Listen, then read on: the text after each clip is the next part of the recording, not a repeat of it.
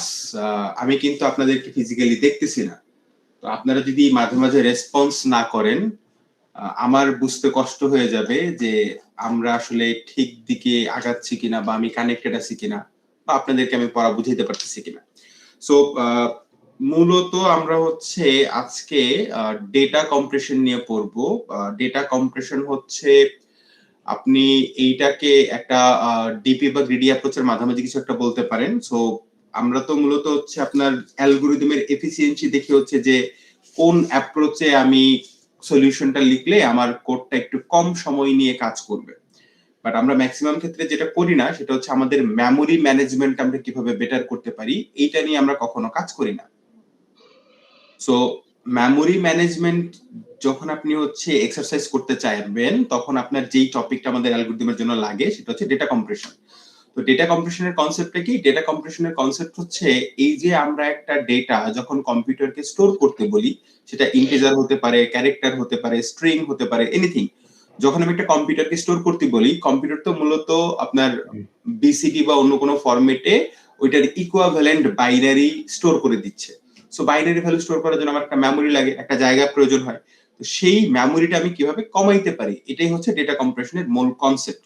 তো পরীক্ষার জন্য এখান থেকে আপনার হচ্ছে যেই টার্মস গুলো দরকার, আমি স্লাইডের ওই টার্মস গুলো হয়তো একটু বেশি করে এমফাসাইজ করব, আর বাকি টার্মস গুলো হয়তো আমি হচ্ছে একটু ইগনোর করে যাব। তো এখানে আপনাদেরকে দুইটা ইমেজ দেখানো হচ্ছে যে আমরা রিয়েল লাইফে যে পিকচার গুলো তুলি সেগুলো হচ্ছে অ্যাকচুয়ালি কন্টিনিউয়াস ইমেজ, যেটা আমরা দেখি। কিন্তু যদি এই কন্টিনিউয়াস ইমেজটাকে আমি একটা কম্পিউটারের মধ্যে স্টোর করতে চাই, তখন আমাকে পিক্সেল আকারে স্টোর করতে হয়। এখন আগের দিনে যেটা হইতো, ডিজিটাল ইমেজকে যখন আপনি পিক্সেল আকারে মানে কনভার্ট করবেন, তখন হয়তো যদি আপনি ইন্ডিভিজুয়াল পিক্সেল দেখেন তখন হচ্ছে আপনার ছবিটা হচ্ছে বেটার আকারে দেখা যায় না। কিন্তু পিক্সেলটাকে যখন আপনি জুম আউট করে একটু দূরের দিকে নিয়ে যান, তখন আপনার ওই ডিজিটাল ইমেজটা কাইন্ড অফ কন্টিনিউয়াস ইমেজের মতো দেখতে হয়। তো এটার জন্য আমাদের এই ডিজিটাল ইমেজ যখন আমরা কনভার্ট করি কন্টিনিউয়াসকে, তখন কিছু প্রবলেম হয়। লাইক এই যে এখানে সিঁড়ির মতো একটা প্রবলেম দেখতেছেন না, ইমেজগুলা সিঁড়ির মতো, বাট কন্টিনিউয়াস ইমেজে কিন্তু আপনার ওই সিঁড়ির মতো চেহারাটা কিন্তু দেখা যায় না। তো এগুলাকে আমরা স্টেয়ারকেস প্রবলেম বলি। তারপরে হচ্ছে যখন আপনি একটা কন্টিনিউয়াস ইমেজকে ডিজিটাল ইমেজে কনভার্ট করবেন, তখন আমাদের কিছু ডেটা লস হয়। এই জন্য হচ্ছে আপনার বাস্তবের ছবি আর ডিজিটাল ছবির মধ্যে কিন্তু ডিফারেন্স থাকে। যদিও এখনকার দিনের মোবাইলের ক্যামেরা বলেন বা ডিএসএলআর বলেন, এগুলা হচ্ছে এতটা আপডেট হয়েছে, এরা হচ্ছে আপনার বিভিন্ন ফাংশনালিটির মাধ্যমে বাস্তবের ছবির থেকেও ক্যামেরার ছবিটাকে বেশি সুন্দর করে তোলে। দ্যাটস ফিল্টারিং বা দ্যাটস ডিফারেন্ট ফাংশনালিটিস। কিন্তু সত্যিকার অর্থে হচ্ছে যখন আপনি একটা ছবি তুলবেন, ডিজিটাল ইমেজ তুলবেন, তখন সেটাতে কিন্তু কিছু পরিমাণ ডেটা লস হয়। তো এই ডেটা লসটাকে আমরা কিভাবে রিকভার করতে পারি, এটাও হচ্ছে আমাদের ডেটা কম্প্রেশনের একটা অ্যাপ্রোচ। সো ডেটা কম্প্রেশন কেন লাগবে? মোটামুটি ওই লস গুলাকে হচ্ছে আপনার রেস্ট্রিক্ট করার জন্য, আমার স্টোরেজটাকে হচ্ছে কম ব্যবহার করার জন্য, মানে যাতে হচ্ছে আমরা স্টোরেজটা কম ব্যবহার করি, আমাদের যতটুকু স্টোরেজ দরকার তার থেকে যেন আমরা কম পরিমাণ মেমোরি ব্যবহার করতে পারি, এইগুলোই হচ্ছে মেইন রিজন। তারপর এখানে কিছু রিজন দেয়া আছে, আপনারা চাইলে ওভারভিউ করে দেখতে পারেন। তো দেন ইমেজের কিছু প্রবলেম বলা আছে, যে ইমেজ কি কি ধরনের প্রবলেম ক্রিয়েট করে, এগুলো হচ্ছে আপনি স্কিপ করতে পারেন চাইলে। আমরা যদি এই স্লাইডটাই চলে আসি, এখানে বলা হচ্ছে ডেটা কম্প্রেশন মূলত দুইটা ভাগে আমরা ভাগ করতে পারি। সো ডেটা কম্প্রেশনকে আমরা লুজলেস মেথড বলতে পারি, একটা হচ্ছে লুজি মেথড আমরা বলতে পারি। সো যখন আপনি ইমেজ, ভিডিও, অডিও এই ধরনের ডেটা নিয়ে কাজ করবেন, তখন হচ্ছে আপনার লুজি মেথড, মানে আপনাকে ধরেই নিতে হবে যে আমার কিছু পরিমাণ ডেটা হারাবে বা লস হয়ে যাবে। কিন্তু যখন আপনি হচ্ছে একটা টেক্সট নিয়ে কাজ করতেছেন, যখন আপনি একটা স্ট্রিং নিয়ে কাজ করতেছেন, তখন আপনি গ্যারান্টি দিতে পারবেন যে না, আমি যতটুকু ডেটা পাইছি আমি ততটুকু ডেটার মধ্যেই হচ্ছে ডেটাটাকে কম্প্রেস করে শো করব, আমার কোনো ডেটা লস হবে না, কোনো ডেটা হারায় যাবে না, আপনি যা দিবেন আমি তাই শো করতে পারবো। সো এই দুইটা ভাগে হচ্ছে ডেটা কম্প্রেশনকে ভাগ করা হয়েছে। তা আমাদের এই কোর্সে আসলে হচ্ছে লুজি মেথডটা খুব বেশি ইম্পর্টেন্ট না। যারা হচ্ছে ভবিষ্যতে ইমেজ প্রসেসিং বা এই ধরনের রিসার্চ করতে চান, তারা হচ্ছে লুজি মেথডের উপর আরেকটু বেশি করে এমফাসাইজ করতে পারেন, বা লুজি মেথড রিলেটেড অ্যালগরিদম গুলো আপনারা শিখতে পারেন। আমাদের এই কোর্সে আমাদের দরকার হচ্ছে আসলে লুজলেস মেথড কি কি আছে এবং সেগুলা কিভাবে কাজ করে। তো আমরা তিনটা লুজলেস মেথড, মানে টেক্সট বা হচ্ছে স্ট্রিং এর উপর আমরা যেই ডেটা কম্প্রেশন মেথড ইমপ্লিমেন্ট করতে পারি, তার মধ্যে তিনটা আমাদেরকে এখানে ডিসকাস করা হবে আজকের স্লাইডে। একটা হচ্ছে রান লেন্থ এনকোডিং, RLE, আর একটা হচ্ছে হফম্যান এনকোডিং, এটাকে হফম্যানই বলি আমরা। হফম্যান নামে একজন সায়েন্টিস্ট হচ্ছে এই মেথডটা মানে ইনভেন্ট করছেন, আর আরেকজন হচ্ছে লিম্পেল জিভ, ওনার নামে হচ্ছে এই জিনিসটা হচ্ছে আপনার কম্প্রেশনের নাম দেয়া হয়েছে। সো এই জিনিসগুলো আমি স্কিপ করে যাচ্ছি যে আরএলই কি, আমি এক্সাম্পল থেকে আপনাদেরকে বুঝাই দিচ্ছি। এটা হচ্ছে আমাদের আরএলই মেথডের একটা এক্সাম্পল, যে যদি আমার অরিজিনাল ডেটা, আচ্ছা একটা মিনিট, আমি কোন একজন জয়েন করতে চাচ্ছেন, তাকে জয়েন করে আসতেছি। আপনারা ইউনিভার্সিটি ইমেল থেকে জয়েন করলে আমাদের এই প্রবলেমগুলো হয় না, বাট ইউনিভার্সিটি মেল থেকে যখন জয়েন করেন না তখন আমাদের এই প্রবলেমগুলো হয়। এনিওয়ে, যদি আমার অরিজিনাল ডেটা দেখতে এরকম হইতো যে আমার কনজিকিউটিভ ক্যারেক্টার অনেকগুলা আছে, ধরেন অনেকগুলা বি, অনেকগুলা এ, অনেকগুলা এন, অনেকগুলা এম, এরকম হচ্ছে আমার কনজিকিউটিভ অনেকগুলা ক্যারেক্টার আছে, তখন আরএলই মেথড বলতেছে যে আপনি একটা ক্যারেক্টারকে একবার লিখবেন, লেখার পর ওই ক্যারেক্টারকে আপনি হচ্ছে কাউন্ট করবেন যে কতবার এটা রিপিট হয়েছে। যেমন এখানে বি রিপিট হয়েছে 9 বার, আমি এই জন্য লিখছি B09। তারপর এ রিপিট হয়েছে 16 বার, আমি লিখছি হচ্ছে A16। এম রিপিট হয়েছে একবার, এই জন্য লিখছি N01। এম রিপিট হয়েছে 10 বার, এই জন্য আমি লিখছি M10। তাহলে এই মেথড অনুযায়ী যদি আপনি একটা স্ট্রিং কে কম্প্রেস করতে চান, এটা হচ্ছে অ্যাপ্রোচ, যে আমি ক্যারেক্টারকে একবার লিখবো, তার অকারেন্স কতবার হয়েছে সেটাকে এখন লিখবো। এখন এই কম্প্রেশন মেথডটা কি বেটার, বা এটার মধ্যে কোনো দুর্বলতা আপনাদের চোখে পড়ে? 2 ডিজিটে বেশি লেখা যাবে না, মানে একটা ক্যারেক্টার 99 টাইমস পর্যন্ত রিপিট হচ্ছে, তাতে তো কোনো প্রবলেম থাকার কথা না, তাই না? সো 1000 বার রিপিট হবে এরকম সম্ভাবনা তো কম বাস্তব জীবনে।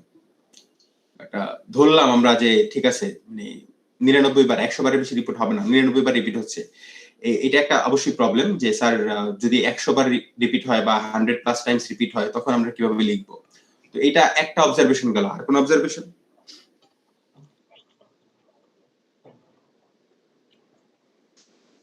আচ্ছা, ডেটা কম্প্রেশনের মেইন কনসেপ্টটা কি? আমি আমার অরিজিনাল ডেটার সাইজটাকে ছোট করব, তাই না? জি স্যার। আচ্ছা, এবার যদি আমি আপনাকে সেম মেথডে এই ডেটাটাকে কম্প্রেস করতে বলি, তাহলে আপনি কিভাবে করবেন বা কি লিখবেন?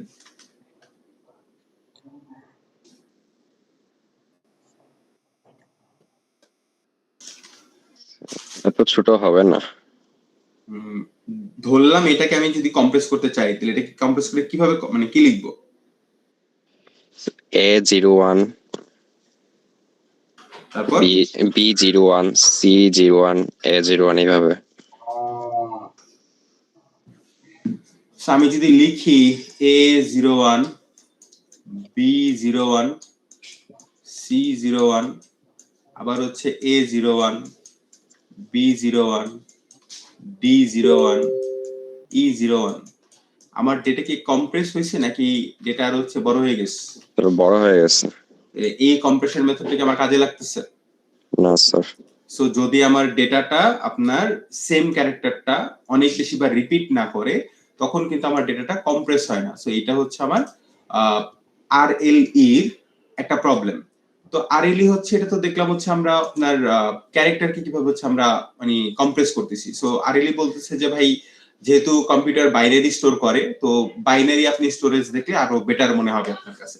তো ঠিক আছে, বাইনারি কম্প্রেশন টেকনিকটা কেমন আরএলই এর মধ্যে? তো আরএলই তে বাইনারি কম্প্রেশনের কনসেপ্টটা হচ্ছে যে আপনার জিরোটাকে তারা হচ্ছে কাউন্ট করবে, ওয়ানটাকে কাউন্ট করবে না। তার মানে তারা ওয়ানের আগে এবং পরে কতগুলো জিরো আসছে সেই কাউন্ট আপনাকে দেখাবে। যেমন এখানে 14টা জিরো আছে, এই জন্য লিখছে 1110, মানে বিসিডি 14 এর বিসিডি, তারপর হচ্ছে একটা স্পেস দিছে। তার মানে তারা ধরে নিচ্ছে যে দুইটা বিসিডি ভ্যালুর মাঝখানে বাই ডিফল্ট কি থাকবে, একটা 1 থাকবে। তাহলে এই যে একটা 1, এই 1 এর জন্য কিছু করে নাই, তারপর 4টা জিরো, এটার জন্য আবার বিসিডি তে 4 লিখছে। দেন হচ্ছে দেখেন দুইটা 1 আছে, এই জন্য তারা যেটা করলো যে এই 4টা জিরোর পরে একটা 1, এটা তো বাই ডিফল্ট আছে, তো দুইটা 1 এর মাঝখানে কয়টা জিরো আছে, কোনো জিরো নাই, তাহলে এই জন্য তারা লিখছে জিরো সংখ্যক জিরো আছে। তারপর আবার তারা জিরোকে কাউন্ট করছে যে 12টা জিরো আছে, তাহলে এখানে 14টা জিরো, একটা 1, 4টা জিরো, একটা 1, কোনো জিরো নাই, আরেকটা 1, 12টা জিরো, এরপরে আর কোনো কিছু নাই, মানে জিরো দিয়ে শেষ।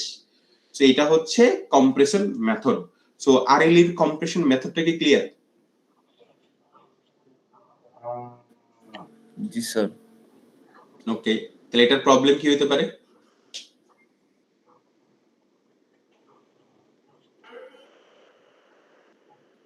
আইডিয়া?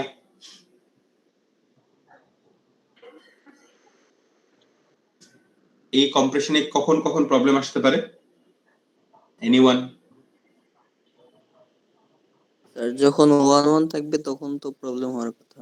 1 এর সংখ্যা বেশি থাকলে প্রবলেম আসবে। জি স্যার। যেমন আমরা যদি আপনাদেরকে এখন বলি যে আচ্ছা ঠিক আছে ভাই, আপনি আমাকে আরএলইতে এটা করে দেন যে ছোট্ট একটা ডেটা যদি বলি যে 101, এটা আপনি কম্প্রেস করে দেন। তখন কিভাবে কম্প্রেস করব? তখন আমরা বলবো যে 1 এর আগে 0 সংখ্যক 0 ছিল, 1 এর পরে একটা 0 আছে, আবার এই 1 এর পরে 0 সংখ্যক 0 আছে।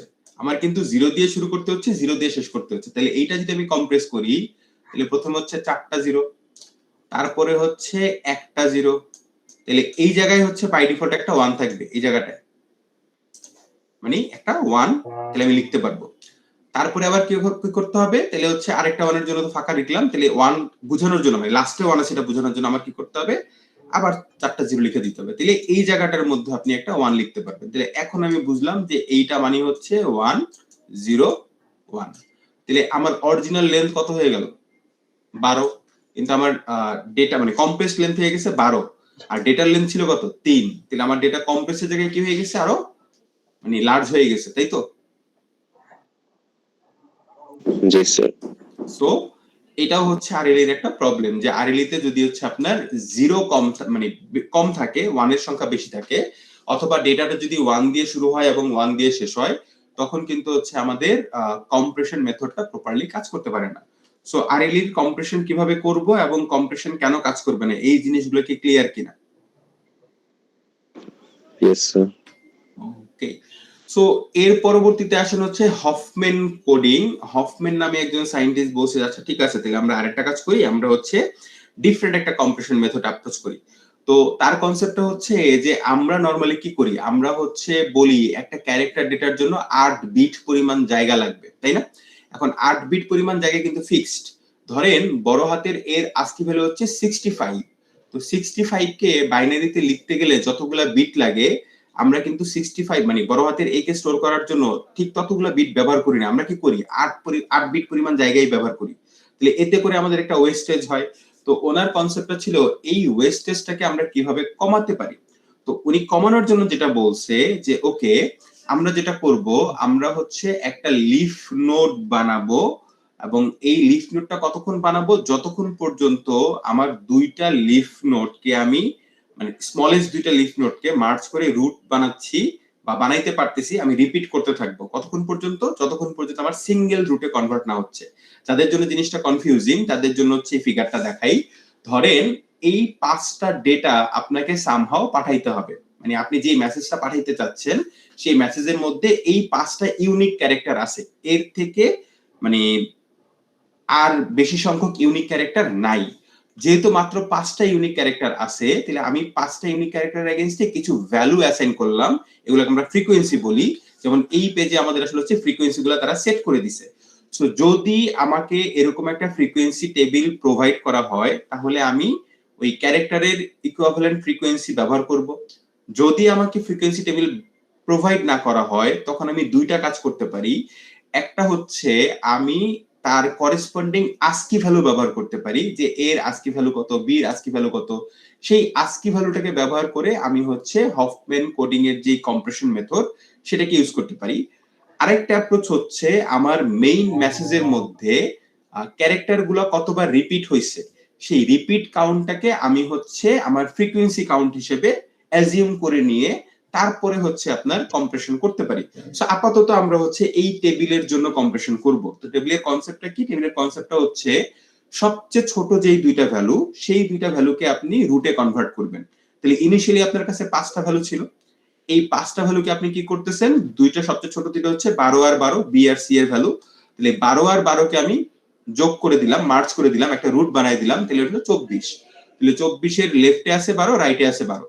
নরমাল কনসেপ্টটা হচ্ছে আপনি ছোট ভ্যালুটাকে লেফটে দিবেন, বড় ভ্যালুটাকে রাইটে দিবেন। কথা কি বুঝাইতে পারছি? অলওয়েজ ছোট ভ্যালুটা লেফটে যাবে, বড় ভ্যালুটা রাইটে যাবে, যেহেতু দুইটা ইকুয়াল ছিল এই জন্য হচ্ছে দুইটার যে কোনো একটাকে একপাশে দিলেই হবে। তো কেউ যদি এখানে সি লিখতেন, এখানে যদি বি লিখতেন সেটাও অ্যাকসেপ্টেবল, বিসি লিখলে সেটাও অ্যাকসেপ্টেবল। সো 24 আসলো। তাহলে যেই দুইটাকে আমি মার্জ করছি সেই দুইটা লিফ নোড এখন আমি বাদ দিয়ে দিব। এখন আমার বাকি লিফ নোড প্লাস নতুন যে রুটটা আমি ক্রিয়েট করলাম এই রুটটা আমার কাছে থাকবে।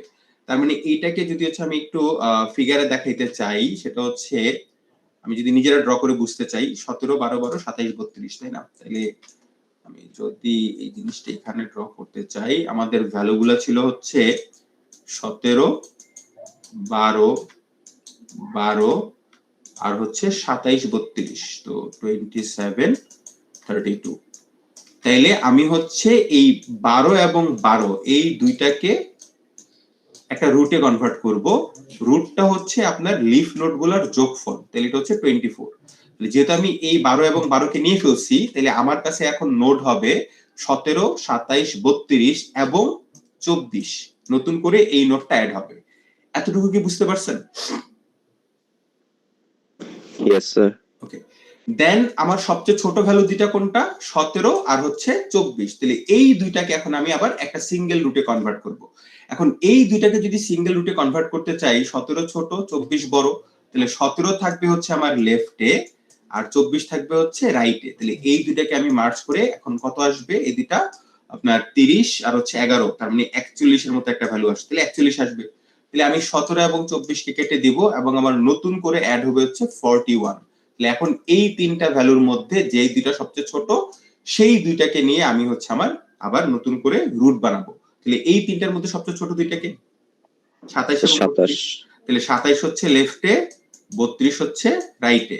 তো 27 কে লেফটে দিলাম, 32 কে রাইটে দিলাম, দুইটাকে যদি আমি মার্জ করি এখানে আপনার 59 এর মতো একটা ভ্যালু আসে। তাহলে এই দুইটাও চলে গেছে, এখন আমার ভ্যালু আছে হচ্ছে 41 আর 59।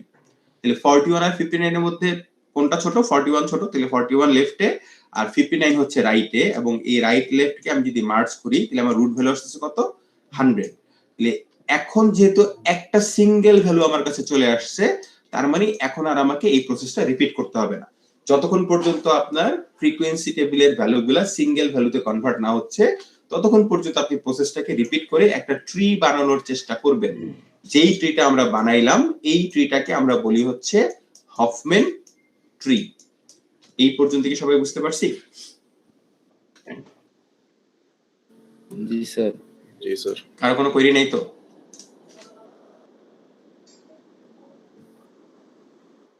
ওকে, আমি অ্যাজিউম করে নিচ্ছি আপনাদের কারো কোনো কোয়েরি নাই। সো এই প্রসেসটাই দেখেন এখানে দেখাইছে যে আমরা হফম্যান ট্রি জেনারেট করলাম। এখন হফম্যান কম্প্রেশন মেথডের জন্য প্রথম কাজ হচ্ছে হফম্যান ট্রি জেনারেট করা। তাহলে হফম্যান ট্রি জেনারেট করার পরে কি স্যার, হফম্যান ট্রি জেনারেট করলে কি আমার ডেটা কম্প্রেস হয়ে যাবে? তো হফম্যান ট্রি জেনারেট করার পর যেটা বলতেছে সেটা হচ্ছে আপনি হফম্যান এনকোডার জেনারেট করবেন। হফম্যান এনকোডার কি জিনিস? হফম্যান এনকোডার হচ্ছে একটা টেবিল, যেই টেবিলটা আপনাকে গাইড করবে যে আপনি একটা ক্যারেক্টারের জন্য কতগুলা বিট ব্যবহার করে সেই ক্যারেক্টারকে স্টোর করতে পারবেন। যেমন এই যে আমরা হফম্যান ট্রিটা জেনারেট করছি, এই ট্রিটাকে এখন আমরা যেটা বলতেছি যে ট্রি থেকে যদি লেফটে যেতে হয় তাহলে আপনাকে 0 বিট ইউজ করতে হবে, ট্রি থেকে যদি আপনাকে রাইটে যেতে হয় তাহলে আপনাকে 1 বিট ব্যবহার করতে হবে। তাহলে এখন আমার যে পাঁচটা ফ্রিকোয়েন্সি ছিল এ, আমি যদি রুট থেকে এর যে লিফ নোডটা তার কাছে যেতে চাই তাহলে আমাকে কতবার লেফটে যেতে হচ্ছে? 2 বার। তার মানে হচ্ছে প্রথমবার লেফটে যাওয়ার জন্য 0, সেকেন্ড বার লেফটে যাওয়ার জন্য 0, দুইটা 0। তাহলে দুইটা 0 দিয়ে আমি রুট থেকে এর কাছে যেতে পারি। তার মানে আমি বলবো যে এ স্টোর করার জন্য এখন থেকে আমি দুইটা 0 ব্যবহার করব। সেম ভাবে অন্য ফ্রিকোয়েন্সি গুলাকেও মানে ক্যারেক্টার গুলাকে ইউজ করার জন্য আমি হচ্ছে একটা করে কোড জেনারেট করলাম। এই জিনিসটা কি ক্লিয়ার?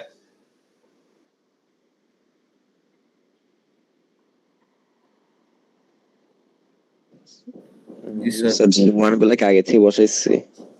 না, আমি হচ্ছে এই যে ট্রিটা জেনারেট করছি না, এই যে ট্রিটা জেনারেট করলাম, এখন দেখেন এই ট্রি থেকে যদি সি তে যেতে হয় তাহলে প্রথমে কোথায় যাচ্ছি? লেফটে। লেফটে যাওয়ার জন্য আপনি কত দিবেন? 0। আর রাইটে গেলে আপনি ব্যবহার করবেন 1। তাহলে আমি যদি সি তে যেতে চাই তাহলে কি করতে হচ্ছে? 0 1 1 0 1 1। তাহলে 0 1 1 হচ্ছে আমার সি এর কোড। বুঝতে পারছি? জি স্যার। ওকে, সো আমরা যেমন আস্কি কোড ব্যবহার করি একটা ক্যারেক্টারকে স্টোর করার জন্য, হফম্যান বলতেছে যে আস্কি কোড ব্যবহার করার দরকার নেই, তুমি হফম্যান কোড ব্যবহার করো। তো হফম্যান কোডটা আপনি ট্রি থেকে জেনারেট করবেন। সো লেফটে গেলে 0, রাইটে গেলে 1। এবার কি ঠিক আছে? Yes, তাহলে sir. আমি এই হফম্যান কোডটা জেনারেট করলাম। ওকে, এবার যদি আমাকে বলে যে ভাই তুমি এই মেসেজটা আমাকে পাঠায় দাও, এই যে আপনার একটা মেসেজ দেখতেছেন EAEBAECDEA, এই টেক্সটটা আমি একজনকে পাঠাইতে চাই। তো আমি যদি হফম্যান এনকোডারটা ব্যবহার করি তাহলে দেখেন ই এর জন্য আমি কি লিখবো, 2টা 1, তারপর এর জন্য আমি কি লিখবো, 2টা 0, তারপর ই এর জন্য কি লিখবো, আমি আবার 2টা 1 লিখবো। সো এরকম করে প্রত্যেকটা ক্যারেক্টারের যে কোড আমি একটু আগে বানাইলাম, এনকোডার টেবিলের মধ্যে বানাইছি, সেই কোডটা আমি ইউজ করব। আমি এখন আর ওই আস্কি কোড বা 8 বিট পরিমাণ জায়গা ব্যবহার করব না। তাহলে এবার যদি একটু ভালো করে অবজার্ভ করেন, এখানে টেক্সটের মধ্যে কয়টা ক্যারেক্টার আছে, 1 2 3 4 5 6 7 8 9 10, 10টা ক্যারেক্টার। সো ট্রেডিশনাল মেথডে আপনি যদি 10টা ক্যারেক্টার একটা কম্পিউটার থেকে আরেকটা কম্পিউটারে সেন্ড করতে চান, 8 বিট করে আপনার টোটাল 80 বিট পরিমাণ স্পেস ব্যবহার করতে হইতো। কিন্তু হফম্যান এনকোডার যে মেথডটা আপনি মাত্র শিখলেন, সেই মেথডটা যদি আপনি ব্যবহার করেন তাহলে এখানে কয়টা ক্যারেক্টার ব্যবহার করতে হচ্ছে দেখেন, 2 4 6 8 10 12 14 16 18 20 22, তার মানে 22টা ক্যারেক্টার ব্যবহার করে 80 মানে 22টা বিট ব্যবহার করে 80 বিটের ডেটা পাঠাইতে পারতেছি। আমার কিন্তু 80 বিট ইউজ করতে হচ্ছে না, জাস্ট 22 বিট পরিমাণ জায়গা ইউজ করতে হচ্ছে। এটাকে বুঝতে পারছি? Yes, sir. তাহলে এখন মানে হফম্যান এনকোডার বলতেছে যে আপনি যদি টেক্সট পাঠাইতে চান, আপনি রেগুলার টেক্সটের যে বাইনারি কোড আছে সেটা না পাঠায়ে আপনি হফম্যান কোড পাঠান। তাহলে এখন যদি আমি একটা কম্পিউটারের কাছে হফম্যান কোড পাঠাই, তাকে তো হফম্যান কোডটা ডিকোড করে আবার টেক্সট পাইতে হবে, তাই না? Yes, sir. তাহলে সে যেটা করতেছে সে হচ্ছে তখন ওই সেম এনকোডার টেবিলটা, এই যে এনকোডার টেবিলটা ছিল, এই টেবিলটাকেই তখন সে ডিকোডার টেবিল নামে ব্যবহার করতেছে। এবং ডিকোডার টেবিল হিসেবে কিভাবে ব্যবহার করতেছে, সে চেক করতেছে যে আমার ডেটা কি দিয়ে শুরু, 1 দিয়ে শুরু না 0 দিয়ে শুরু। তাহলে বলছে 1 দিয়ে শুরু। তাহলে দেখেন 1 দিয়ে আমার কয়টা ডেটা শুরু হয়, 2টা, একটা হচ্ছে ডি আর একটা হচ্ছে ই। তাহলে ডি এর জন্য কয় বিট, 2 বিট, ই এর জন্য কয় বিট, 2 বিট। তাহলে আপনি 2 বিট পরিমাণ নেন, 2 বিট পরিমাণ জায়গা নেওয়ার পর আপনি দেখতেছেন 2টা 1, তাহলে 2টা 1 কার জন্য, ই এর জন্য। তাহলে আপনি লিখলেন ই, তাহলে 2টা বিটের কাজ শেষ। এরপরে ডাটা শুরু হয়েছে কত দিয়ে, 0 দিয়ে। তাহলে 0 দিয়ে আপনার ডেটা শুরু হয়েছে কয় জায়গায়, 3 জায়গায়। এক জায়গায় হচ্ছে 2 বিট, আর 2 জায়গায় হচ্ছে 3 বিট। এখন 0 এর পরে কি থাকলে 2 বিট, 0 এর পরে আরেকটা 0 থাকলে 2 বিট, আর 0 এর পরে 1 থাকলে 3 বিট। তাহলে আমি 0 এর পরে যেহেতু 0 পাইছি, আমি আবার 2 বিট নিব। এরকম করে করে সে হচ্ছে টেক্সটটাকে ডিকোড করতেছে, ডিকোড করে অরিজিনাল টেক্সটটাকে বের করতেছে। সো ডিকোডের কনসেপ্টটা কি ক্লিয়ার? জি স্যার। ওকে স্যার আরেকবার একটু বলবেন স্যার ডিকোডের কনসেপ্টটা স্যার। আচ্ছা, আমি হচ্ছে প্রথম বিটটা নিলাম, প্রথম বিটে কি আছে 1। তাহলে আমার যে ডিকোডার টেবিল একটু ভালো করে দেখেন তো, 1 দিয়ে কয়টা ক্যারেক্টার শুরু হয়, 2টা, ডি আর হচ্ছে ই, রাইট? Yes sir. তাহলে ডি বা ই এর জন্য কয় বিট পরিমাণ জায়গা নিচ্ছে আমি, ডি এর এনকোডারের ভ্যালু কত, কয় বিটের, 2 বিটের স্যার। 2 বিটের। তাহলে আমি 1 পাইলে কয় বিট নিব, আমার হফম্যান কোড থেকে আমি 2 বিট নিব, ঠিক আছে? জি স্যার। তো 2 বিটে কি আছে, 2টা 1, তাহলে 2টা 1 থাকলে আমি কি লিখবো, ডি লিখবো না ই লিখবো? ই লিখবেন স্যার, দুইটাই 1 থাকলে। তাহলে ই লিখে দিলাম, তাহলে আমার 2 বিটের কাজ শেষ না? জি স্যার। এরপরের বিটকে কি, স্যার 0। 0। তাহলে 0 থাকলে আমার কয়টা পসিবিলিটি, 2টা না 3টা? 3টা। 3টা স্যার। একটা মিনিট শরীফ, আমরা আপনার অ্যানসার দিচ্ছি। তাহলে 3টা যদি হয়, তাহলে আমি এখন 0 পাইলে 2 বিট নিব নাকি 3 বিট নিব, এটা আমাকে বুঝতে হবে না? জি স্যার। তাহলে আমি কিভাবে বুঝবো যে 0 পাইলে আমার 2 বিট নেওয়া দরকার নাকি 3 বিট নেওয়া দরকার? আরেকটু যদি অবজার্ভ করেন, দেখেন 0 এর পরে 3 বিট কখন হয়, যখন 0 এর পরে কি থাকে, স্যার 1 থাকে। 0 এর পরে 1 থাকলে কয় বিট নিতে হবে, 3 বিট। আর 0 এর পরে 0 থাকলে কয় বিট নিব, স্যার 2 বিট। 2 বিট। তাহলে আমি 0 এর পরে 0 পাইছি, তাহলে 2 বিট নিলাম। তাহলে এইটা 2 বিট, তাহলে এই 2টা 1 এর জন্য আমি একটা ক্যারেক্টার লিখবো, 2টা 0 এর জন্য একটা ক্যারেক্টার লিখবো। তারপর আবার 1 পাইছি, 1 পেলে কয় বিট, 2 বিট। তাহলে এই 2টা 1 এর জন্য আবার আমি একটা ক্যারেক্টার লিখবো। তারপর কি পাইছি, 0। এখন 0 এর পরে কি পাইছি, 1, তাহলে কয় বিট নিব, 3 বিট। তাহলে এই 0 1 0 এর জন্য হচ্ছে আমার একটা ক্যারেক্টার। তারপরে আবার 00 পাইছি, তাহলে এই 00 এর জন্য একটা ক্যারেক্টার। এরকম করে আপনি হচ্ছে আলাদা করবেন যে কোন কোন হফম্যান কোডের জন্য আপনি কি ক্যারেক্টার লিখবেন। বুঝতে পারছি? জি স্যার। ওকে। শরীফ, আপনার মনে হয় একটা কোশ্চেন আছে। স্যার এবিসিডি এর এনকোডের মানগুলো কি স্যার ফিক্সড? আপনার হফম্যান ট্রি থেকে আসছে। আপনি যে ট্রিটা জেনারেট করছেন সেখান থেকে আসছে। যেহেতু এটা একটা বাইনারি ট্রি, সেখানে সবার ভ্যালু হচ্ছে ইউনিক আসবে। এখন আমরা যদি সবাই ধরেন পৃথিবীর সবাই যদি ডিসাইড করি যে আচ্ছা ঠিক আছে এখন থেকে আমরা আস্কি কোড ব্যবহার না করে হফম্যান কোড ব্যবহার করব, তখন হচ্ছে গিয়ে ফিক্সড হবে যে এ থেকে জেড পর্যন্ত ভ্যালুগুলো ফিক্স করে দেয়া যায়। কিন্তু যেহেতু এখন পর্যন্ত আমরা সবাই আসলে হফম্যান কোড ব্যবহার করি না, তো এটার জন্য কিন্তু হচ্ছে আপনার আপনার যারা যারা এগ্রি করবে, মানে যেই ক্লায়েন্ট গুলো এগ্রি করবে যে আমি হফম্যান কোড ব্যবহার করব, সেও ব্যবহার করবে। তাহলে আমি হফম্যান কোড ব্যবহার করে ডাটা পাঠাবো, সে হফম্যান কোড ব্যবহার করে ডাটা ডিক্রিপ্ট করে দেখবে। তখন হচ্ছে আপনার দুইজনের জন্য একটা টেবিল লাগবে। প্রথমে এরকম একটা হফম্যান ট্রি বানাবেন, তারপর একটা হফম্যান এনকোডার জেনারেট করবেন, এবং এই হফম্যান কোডটাকে আপনারা হচ্ছে শেয়ার করবেন যে সেম কোডটা আমরা যদি রাখি, তখন আমরা আমাদের এই এনকোডের যে মেসেজটা, এটা তো হফম্যান কোড, এই এনকোডেড মেসেজটা আমরা ডিকোড করে মেসেজ দেখতে পারবো, বা হচ্ছে আমাদের মেসেজকে আমরা এনকোড করে পাঠাইতে পারবো। ক্লিয়ার? জি স্যার। জি স্যার। ওকে। আর কি কারো কোনো কোয়েরি আছে?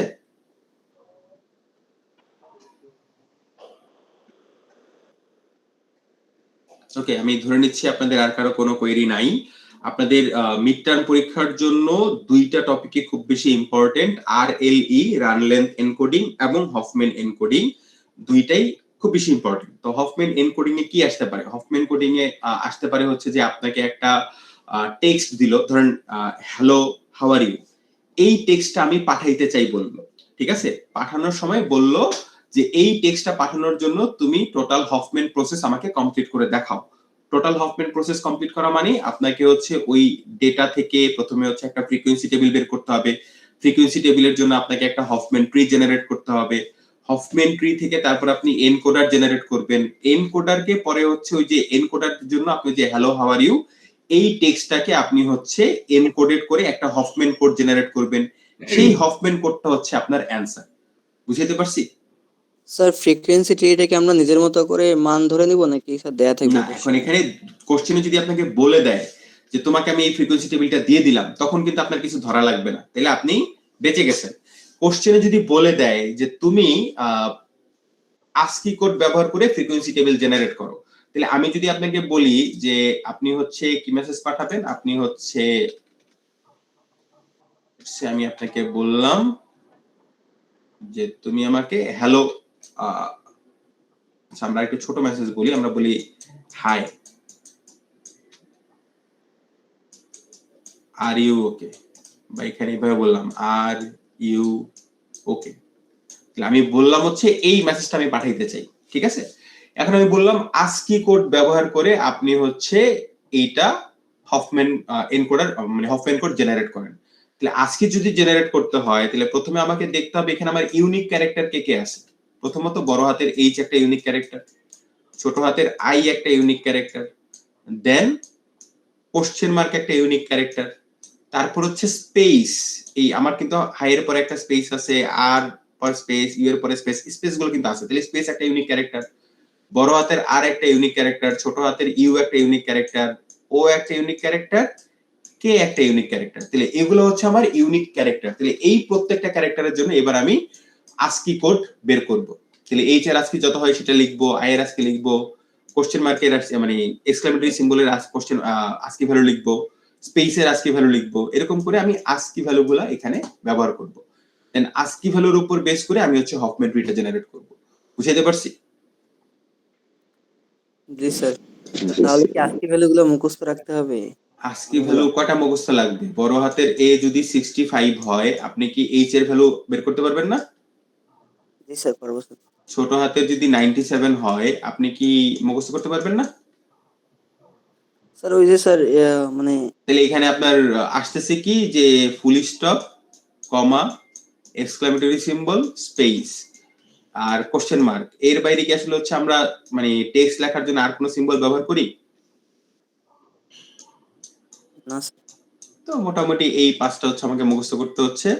আর আপনাদের পরীক্ষার কোশ্চেনে যদি এরকম সিম্বল থাকে সেগুলোর আস্কি ভ্যালু দেওয়াও থাকতে পারে, মানে ডিপেন্ডস অন দ্য কোশ্চেন। ঠিক আছে?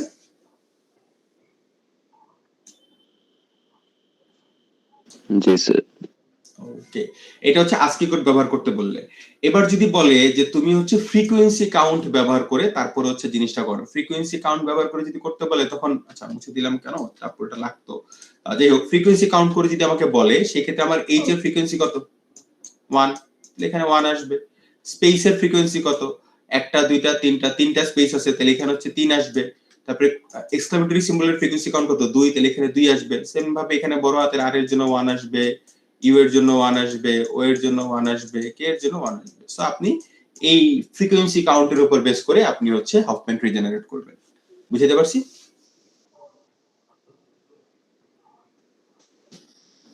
স্যার আরেকবার একটু স্যার।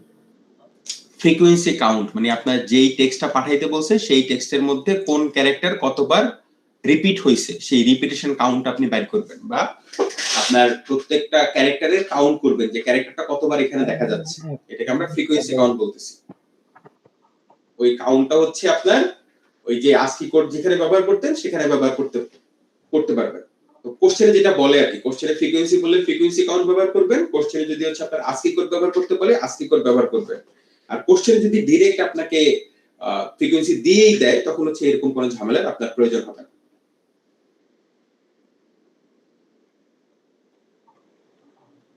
জি স্যার, বুঝতে পারছি।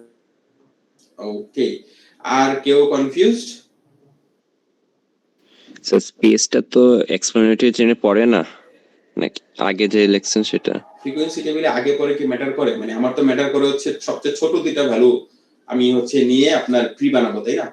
আমি ফ্রিকোয়েন্সি আগে লিখলাম পরে লিখলাম, এটা কি খুব বেশি ম্যাটার করবে? না স্যার।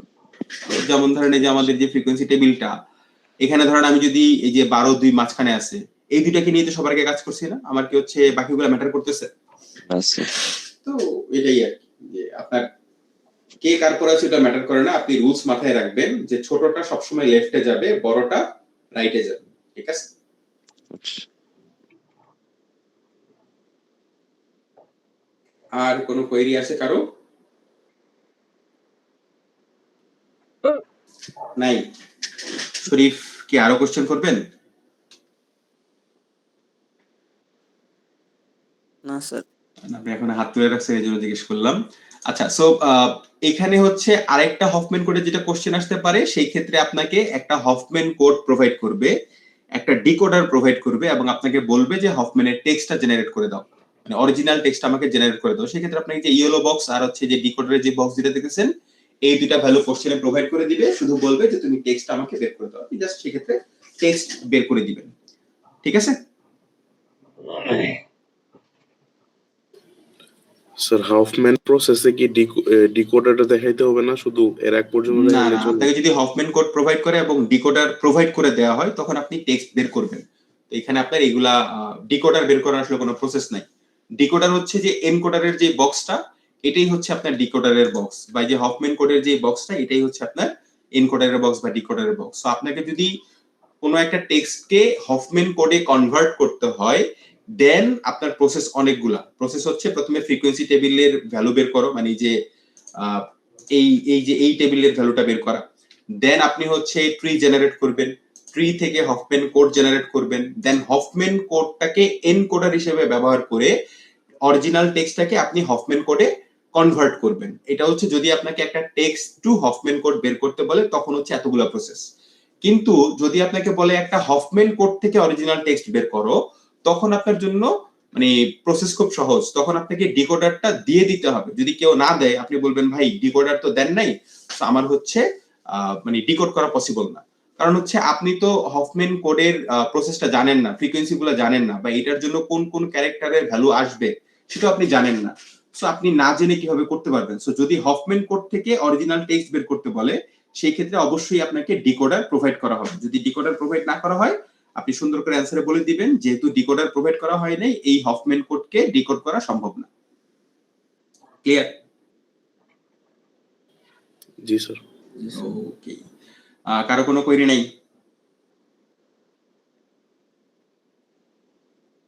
সেই ক্ষেত্রে আমি ধরে নিচ্ছি যে আমাদের ক্লাস আজকে এ পর্যন্তই। স্যার জি। স্যার গিডি সম্পর্কে একটু বলতে চাচ্ছিলাম স্যার, গিডিতে কি কি টপিক জন্য বলছিলেন স্যার? Topic coin change, fractional knapsack আর হচ্ছে বিন প্যাকিং। স্যার এখান থেকে হচ্ছে স্যার বিন প্যাকিং থেকে কিরকম টাইপের কোশ্চেন হতে পারে, মানে কিরকম টাইপের কোশ্চেনটা বুঝতেছি না এটা। মানে আপনার হচ্ছে অ্যাক্টিভিটি সিলেকশন আপনি কিভাবে করবেন, আপনাকে একটা লিস্ট অফ অ্যাক্টিভিটি দিয়ে বললো যে আপনার বিনের সাইজ এরকম, এখন আপনি কোন বিন প্যাকিংটা করবেন বা কোন অ্যাক্টিভিটি সিলেকশন প্রসেসটা আপনি সিলেক্ট করবেন এবং কেন, যুক্তি দেন।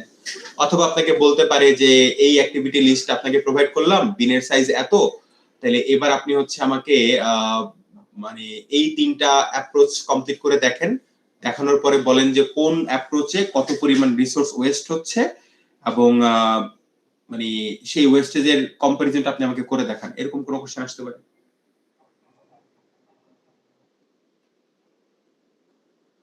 আর যে কোনো অ্যালগরিদমের স্পেস কমপ্লেক্সিটি, টাইম কমপ্লেক্সিটি আসবে, এটা ধরে নিতে পারেন। স্যার আমাদের তো কোড মনে হয় আসবে না স্যার, আমাদের মনে হয় কোনো কোড আসবে না। সুডো কোড আসতে পারে, time complexity, space complexity, simulation আর হচ্ছে কম্পারিজন বা অ্যানালিটিক্যাল কোয়েরিজ, যে কোনটা ভালো কোনটা খারাপ, কেন ভালো, এই ধরনের কোশ্চেন। পরীক্ষা নিয়ে ওরিড হওয়ার কারণ নাই। আমরা মিড টার্মের আগে যদি আরো ক্লাস পাই, ইনশাআল্লাহ মিড টার্মের আগে ক্লাসে আপনাদের কোশ্চেন প্যাটার্ন বা ধরন নিয়ে আবার আলোচনা করব, সেগুলো নিয়ে ওরিড হওয়ার কোনো কিছু নাই। আপনারা একটু একটু পড়ালেখা করলে অ্যালগরিদমের রেজাল্ট সবসময় সবার ভালো হয়, অ্যালগরিদমের রেজাল্ট খারাপ হওয়ার কোনো কারণ থাকে না, অ্যাটলিস্ট থিওরি রেজাল্ট খারাপ হওয়ার কোনো কারণ থাকে না। সো কেন ওরিড হচ্ছে না, I don't know. Sir question প্যাটার্নটা আরেকবার। কোশ্চেন প্যাটার্ন এখনো বলি নাই রে মা, আমরা হচ্ছে কোশ্চেন প্যাটার্ন নিয়ে ইনশাআল্লাহ আলোচনা করব মিড টার্মের আগে। মিড টার্ম পরীক্ষার আগে তো একটা দুটো ক্লাস পাবো, তাই না? তখন আমরা নিশ্চয়ই আলোচনা করব, ওরিড হওয়ার কোনো কারণ নেই। Anything else? স্যার গ্রিডি বা মানে স্যার গ্রিডির ওগুলা কি কোনো সিমুলেশনও কি আছে, না যেভাবে পড়াইছেন যেভাবে পড়াইছি ওইটাই সিমুলেশন।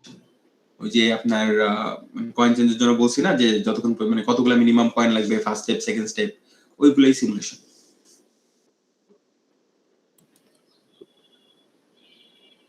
ঠিক আছে স্যার? এগুলা কি লিখে লিখে মানে বলবো নাকি বক্স দিয়ে? আপনি যদি মনে করেন স্যার আমি লিখার থেকে একটা বক্স জেনারেট করতে পারছি যেটা আরো সুন্দর ফরম্যাটে সবকিছু দেখাইতে পারে, তো সেটাও অ্যাকসেপ্টেবল হবে, বাট আমি এখন এরকম ফরম্যাটেড কোনো বক্স দেখি নাই আর কি। স্যার আমাদের আরেকটা ক্লাস ছিল।